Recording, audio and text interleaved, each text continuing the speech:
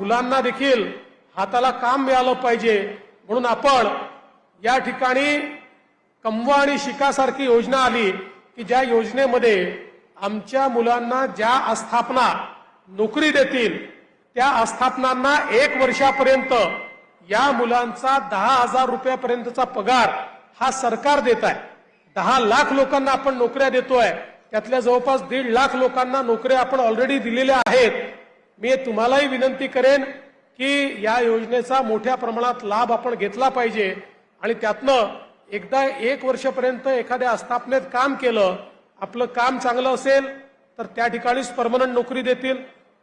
काही कारणाने ते देऊ शकले नाही तर 1 वर्षाचा अनुभव आपल्याकडे असेल ज्याच्या आधारावर आपल्याला खासगी नोकरी देखील करता येईल किंवा त्याचसोबत मोठ्या प्रमाणात आपल्याला एखादा धंदा देखील उघडता येईल। आपल्याला कल्पना आहे की देशाचे प्रधानमंत्री मोदीजी यांनी तर बचत गटाच्या माध्यमातून एक अशी क्रांती आणली आहे की ज्यातनं त्यांनी आपल्या महिलांना लखपती दीदी बनवायचं ठरवलंय। परवा आम्ही जळगावला कार्यक्रम केला। महाराष्ट्रातल्या 11 लाख गृहिणी ज्या 2 वर्षापूर्वी 1 पैसा कमवत नव्हत्या आता त्या वर्षाला 1 लाखापेक्षा जास्त पैसा कमवत आहेत। कोणी 2 लाख, कोणी 3 लाख, कोणी 8 लाख, कोणी 12 लाख रुपये वर्षाला कमवत आहेत। अशा लखपती दीदी 11 लाख लखपती दीदी मोदीजींनी महाराष्ट्रात तयार केल्या।